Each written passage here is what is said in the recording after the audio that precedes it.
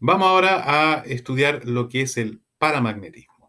Para entender el paramagnetismo tenemos que recordar de que los átomos tienen spins. Los spins son básicamente algo así como el mini magnético, mini magneto que tiene el átomo en sí. Ahora, estos pueden, por ejemplo, si yo les aplico un campo magnético externo, orientarse según este campo que estoy aplicando. El paramagnetismo es la propiedad que tiene el material de cuando yo le aplico un campo magnético externo, los pines del material, o sea, estos típicos mini imanes que tiene el material, se van a orientar acorde al campo que estoy aplicando. Se vuelven paralelos y en la misma dirección. Y con ello van a reforzar el campo que estoy aplicando. Paramagnetismo, en consecuencia, es una propiedad que solamente ocurre cuando aplico un campo externo. Si yo saco el campo externo por la energía cinética que tienen estos pines, van a desordenarse completamente de nuevo. Pero si yo le aplico este campo, los ordeno y refuerzan el campo correspondientemente. Pero solamente mientras está este campo activo. Existen los ferromagnetos, que vamos a ver más adelante, que son átomos en que este mismo spin se logra orientar por un campo externo, pero cuando yo saco el campo externo, ellos se permanecen orientados porque entre ellos se acoplan y se refuerzan. O sea, cada spin ahí vive en el mundo de los spins de alrededor de él y para temperaturas no demasiado altas, porque la temperatura también juega un rol ahí. Cada spin se va a alinear como los vecinos se alinean y en consecuencia pueden mantenerse magnetizados aun cuando uno retira el campo externo. Pero en el caso del paramagneto solamente funciona cuando tengo este campo aplicado. Así que, por ejemplo, si yo tengo en este minuto un imán y lo acerco a estas bolitas de un material paramagnético, el imán va a hacer de que éstas se magneticen, antes no están magnetizadas, se magnetizan por la presencia de este campo y se van a orientar igual que está orientado el campo externo que estoy aplicando. Acá están desordenadas porque no tengo ningún campo, acá tengo este campo y acá tengo norte-sur y cada una de estas va a estar también orientados en norte-sur y en consecuencia se van a agrupar acá de esta forma. Los materiales que presentan esta propiedad paramagnética son todos los que están en esta zona gris clara. También acá, estos dos de acá también son paramagnéticos, son materiales en consecuencia que se logran magnetizar en la situación que yo estoy aplicando un campo externo. Estos que son gris oscuro son lo que se llama un ferromagneto, en honor aquí al fierro, que es el primero que está acá, además del cobalto y el níquel. Son justamente estos materiales que se logran magnetizar y mantienen la magnetización aunque no exista después un campo externo. Los vamos a estudiar más adelante porque también existen modelos mecánico-estadísticos que permiten modelar el comportamiento de los ferromagnetos. Pero ahora estamos modelando lo que son los paramagnetos, que son todos estos acá de color gris. Acá además están los materiales, todos estos restantes acá, que se llaman diamagnéticos. Los diamagnéticos son materiales que se comportan de forma muy similar al paramagneto, con la excepción que se invierten, o sea, se alinean con el campo externo, pero justamente con la oposición de los polos. O sea, donde está norte ahora va a estar el sur, donde está el sur va a estar el norte. Y eso lleva a también que se repelen. En consecuencia, si uno aplica un imán a un diamagneto, lo que va a lograr normalmente es orientar el campo magnético dentro del imagneto, pero va a ser repelido porque va a estar orientado justamente opuesto a lo que es el campo que yo tengo del imán que estoy aplicando externamente. Ahora, aquí son elementos, pero también hay moléculas compuestas que tienen propiedades. Por ejemplo, el agua es un diamagneto. Si ustedes acercan un imán al agua, van a observar la repulsión que sufre por ese efecto. Así que ahora vamos a tratar de modelarlo, para lo cual tenemos que introducir las energías y para eso vamos a recordar los conceptos básicos de la energía magnética, que es el producto punto entre lo que es el momento magnético mu, que es un vector, y que es el que está representando el spin. Vamos a tener que todavía modelar este mu para trabajar con el spin correspondiente, porque los estados posibles no son un continuo, sino aquí son discretos. Es mecánico cuántico el sistema, y acá es nuestro campo externo. Si este está actuando, entonces aquí yo tengo esta energía y el producto punto, si están alineados, va a ser en consecuencia, si están alineados en la misma dirección, va a ser menos un máximo, si están alineados opuestamente, va a ser un más máximo. Esos son los distintos extremos, pero este mu, como decía, va a depender de los spins y de los números cuánticos asociados. Así que ahora tenemos que modelar, ya tenemos lo que es la energía en función del campo externo, que solamente existe si este es distinto de cero. Y ahora vamos a modelar el momento magnético. Para ello, recordamos que hay una relación directa con el spin. El momento magnético es paralelo a lo que es el spin. Ese es nuestro spin. Aquí está este factor, que básicamente el que define las unidades, que es el radio giroscópico, que está acá con este gamma, y que es la carga del electrón dividido por 2 veces la masa del electrón, y que tiene este número en coulomb partido por kilogramo. Y acá todavía tenemos este factor G, que es un número igual como ya lo teníamos antes cuando tenemos una multivalencia.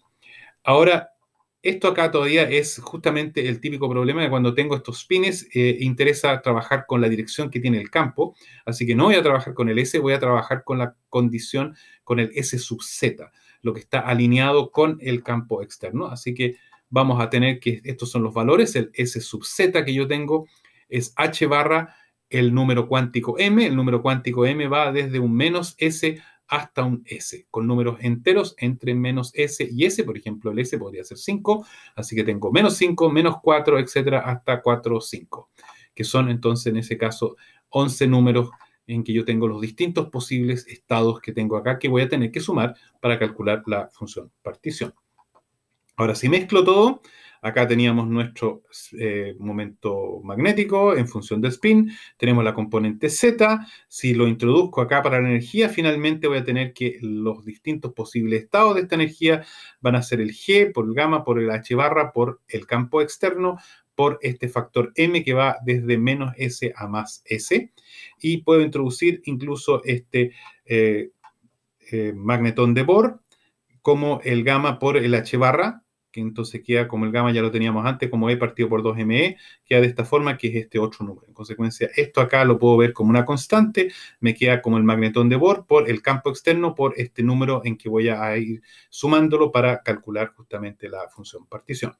Así que ahora me voy al cálculo de mi función partición. Nota, voy a calcularlo como si el átomo estuviera solo, porque no estoy considerando interacciones entre ellos, porque solo estoy considerando interacción entre el spin y el campo externo. Cuando veamos el tema ferromagnético, sí tengo que considerar la interacción entre los distintos spines, pero acá no, así que al final voy a tener que la función partición es la función partición para uno de los átomos y al final lo elevo a n, con lo cual tengo para todo el sistema completo de n partículas.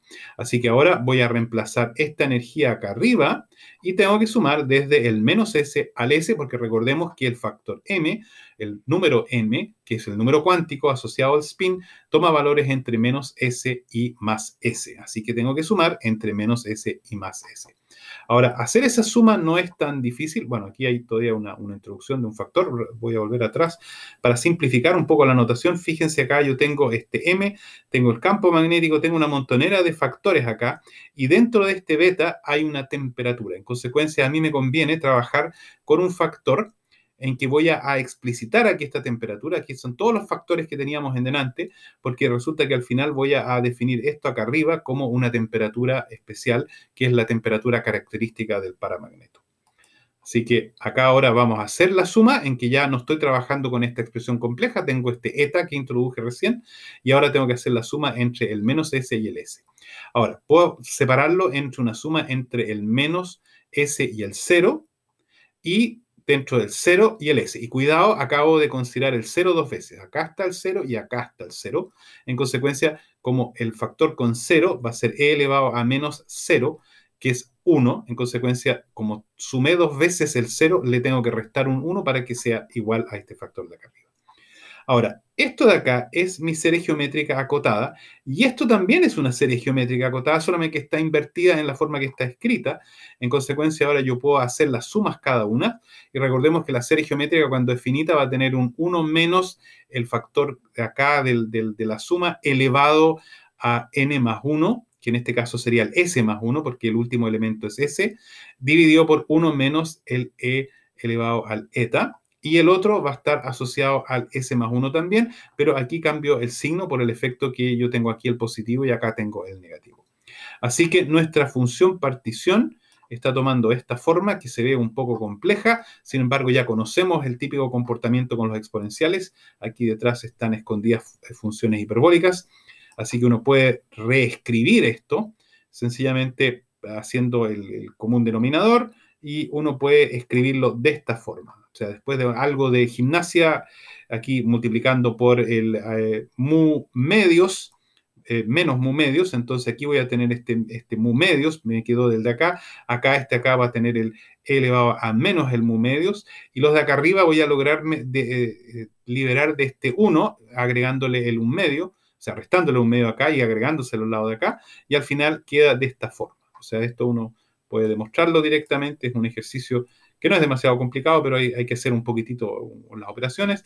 Queda de esta forma, y esto es básicamente el seno hiperbólico de S más un medio por eta, y acá abajo tengo el seno hiperbólico de eta medios. En consecuencia, la función partición para una partícula quedó como el seno hiperbólico de S más un medio eta, y abajo el seno hiperbólico de un medio eta. Así que ahora eso lo tengo que considerar para todo el grupo de partículas, y con eso ya tenemos nuestra función partición completamente calculada, y recordemos que en este eta se encuentra el beta o la temperatura. Y ahora podemos en consecuencia introducir esta temperatura característica, que es todo lo que, a ver, lo vamos aquí a introducir, es más fácil de esta forma. Yo puedo introducir una temperatura que, nota, depende del campo magnético que estoy aplicando, de modo que este eta va a ser la temperatura, que es la temperatura característica T sub H, dividido por la temperatura. Y con ello puedo calcular, por ejemplo, ahora estamos hablando justamente de las fuerzas generalizadas.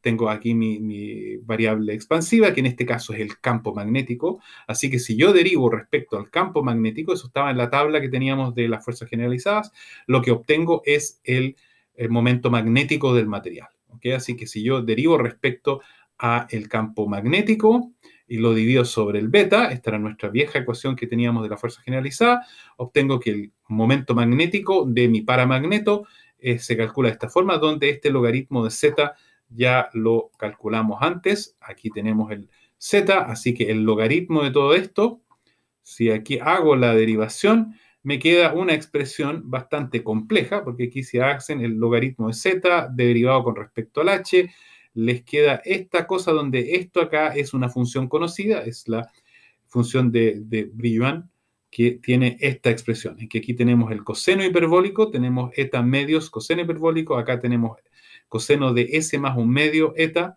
y tenemos estos factores adelante, y está todavía dividido por 1 sobre el S. Eso significa que ahora uno puede calcular directamente, porque yo aquí tengo el momento magnético, es el resultado final. El momento magnético va a ser igual a esta función de Brillouin, que es una función justamente de la temperatura dividido por la temperatura del campo magnético. Y uno puede estudiar ahora los límites, por ejemplo, en el caso de que la temperatura es mucho mayor que la temperatura que está definiendo el campo magnético. En ese caso, el coseno hiperbólico se puede expandir como 1 sobre el x, cuando este x recordemos que este eta es la temperatura H dividido por la temperatura, por eso que está quedando aquí invertido el tema, y uno puede desarrollar esto aquí en Taylor de esta forma, y uno puede demostrar que es S más 1 tercios eta en la función de Brillouin, con lo cual me queda en ese minuto que la magnetización correspondiente acá, tenemos este valor, queda de esta forma. Si se fijan, es proporcional al campo magnético. Está la temperatura que está jugando en contra. Si aumenta la temperatura se va a reducir este factor, y con eso yo estoy obteniendo en consecuencia mi campo magnético para un paramagneto, que justamente es proporcional al campo que estoy aplicando externamente, a la cantidad de átomos que yo tengo, a constantes del sistema, e inversamente proporcional a la temperatura. Así que yo puedo, aumentando la temperatura, en el caso de un paramagneto, reducir la magnetización correspondiente, o aumentando el campo magnético, yo puedo incrementar la magnetización correspondiente.